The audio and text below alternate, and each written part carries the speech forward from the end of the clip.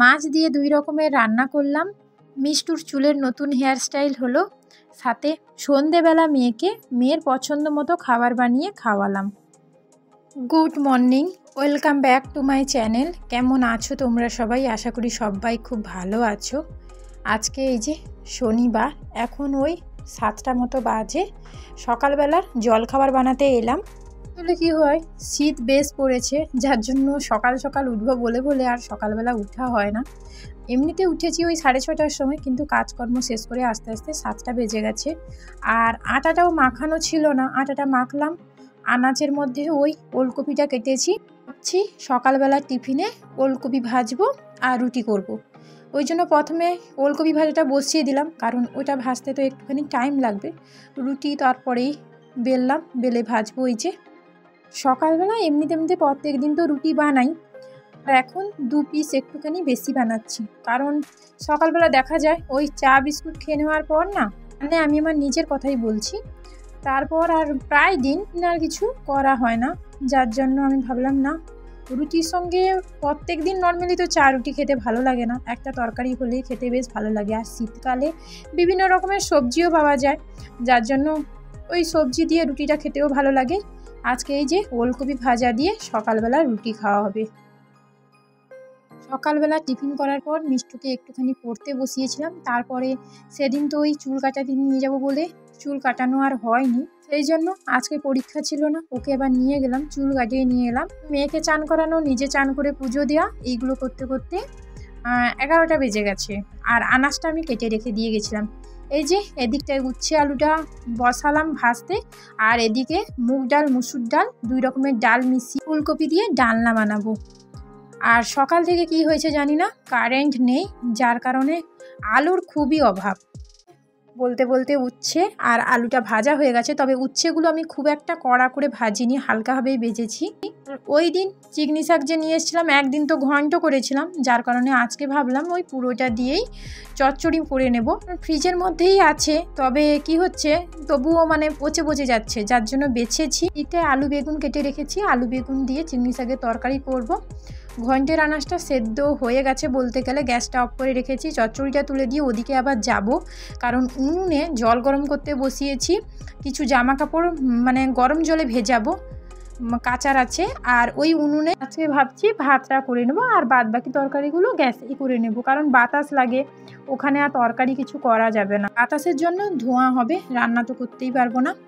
এই যে জল গরম হয়ে গেল।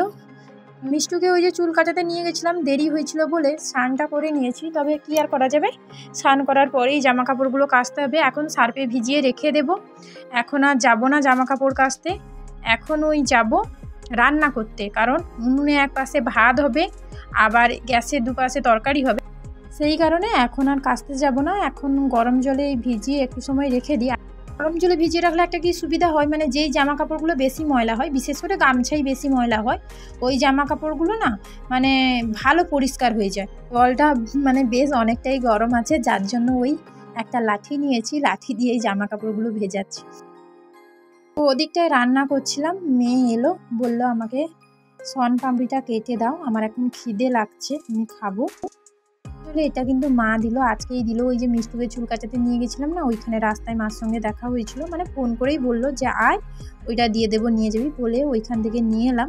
মিষ্টুকে দিচ্ছি, হ্যাঁ আমি জানি ও খাবে না, একটুই খাবে, কারণ ও মিষ্টি এতটাও খেতে পছন্দ করে না, ও একটু খেয়ে পুরোটাই দিয়ে দেবে। রান্না করতে করতে বিছানাটা গুছিয়ে দিয়ে গেছিলাম, শুধু বালিশগুলো আর লেপটা যে ওই যেখানে থাকার জায়গা মানে সেইখানটায় রাখা হয়নি। কারেন্টটা এই যে 5 মিনিট মতো হলো এসছে, যার জন্য ও দুষ্টামি করছিল, ওকে টিভি চালিয়ে দিয়েছি, ওই টিভিটা দেখছে, আর আমি ওই লেপ বালিশ টালিশগুলো গুছিয়ে দিচ্ছি। রান্নার কথা বলতে গেলে বাড়িতে যে সমস্ত সবজিগুলো কেটেছিলাম সেগুলো পুরো মানে রান্নাটা শেষের মাথায়, তবে মাছ এখনও আসেনি, মাছ এলেই রান্না হবে আরও মাছের। স্নান করার পর চুল ঢুলগুলো কোনো কিছুই চিরুনি করা হয়নি, আর অন্যদিন কি হয়, মিষ্টুকে স্কুলে নিয়ে যাই, ওই সময় চিরুনি করে নিই, যার জন্য এখন একটু টাইম পেয়েছি বলে চুলটা চিরুনি করে নিচ্ছি। দিয়ে এবারে যাব ওই রান্না করতে। বলতে বলতে কিন্তু মাছও চলে এসছে, এই যে বড় বড় চিংড়া মাছ পাঠিয়েছে। তো এখন এই মাছ কাটতে বসলাম, মাছটা কেটে নিই। তরকারি সব হয়ে গেছে, শুধু ভাতটাই বাকি। ভাতটা উনুনে বসছে, মাঝে মধ্যে গিয়ে জ্বালন দিয়ে এসছি। আর মিষ্টুকে বলছি তুই লক্ষ্য রাখ, তবে উনুনের কাছে যাবি না, উনুনটা যদি নিভে যায় তাহলে আমাকে বলবি, আমি মাছ কাটতে কাটতে গিয়ে না হলে জ্বালনটা দিয়ে আসবো। চিংড়ি মাছটা আসতে মিষ্টুর বেশ আনন্দ হয়েছে। ও তো এমনিতে মাছ অন্য মাছ হলে খেতে চায় না, চিংড়ি মাছটা খায়, যার জন্য বলেছে ভালো হয়েছে চিংড়ি মাছ পাঠিয়েছে। এটা কেটে নিই, তারপরে এই মাছে রান্নাটা বসাবো। যে মাছগুলো কেটে লবণ মাখিয়ে নিয়েছিলাম, দিয়ে হালকা হলুদ দিয়ে মাছটাকে হালকাভাবে ভেজে নিচ্ছি। আর মাছগুলো না 2 রকমের রান্না করব, একটা মাছের কারি করব আর একটা পাতলা করে আলু দিয়ে ঝোল করব। ঝোলটা করব অবশ্য ওর জন্য, ও যেহেতু কারি খাবে না, যার জন্য কারি খাবে না, না খাবে। তাহলে কি হয়েছে, শরীর মানুষের ভালো না থাকলে শরীরটা ভালো নেই, মানে শরীর টানে না, খেতে তো সবারই ইচ্ছা হয় ভালো মন্দ, তার জন্য একটু 3 দিনের জন্য কারি করব। পাতলা করে চিংড়ি মাছ দিয়ে যে কোনো রান্না করে দিলেই মিষ্টু খেতে পছন্দ করে, তবে চিংড়ি মাছের মালাইকারি বা নর্মালি যদি কারি হয় না, ও একটু বেশি খেতে পছন্দ করে। যাই হোক, মেয়ের মনের মতো তরকারি রান্না করে দিলাম। আশা করি যেই ভাতটা দেবো পুরোটাই বাচ্চাটা খেয়ে নেবে। বেশি কিন্তু জল দেবো না, অল্পই জল দেবো, কারণ কারি যেহেতু বানাবো। বলতে বলতে এই যে চিংড়ি মাছের কারি কিন্তু হয়ে গেছে, আর ওই একটাই রান্না বাকি। তো 4 পিস মাছের কারি বানালাম, আর এদিকটায় 4 পিস মাছের আলু দিয়ে পাতলা করে ঝোল করেছি।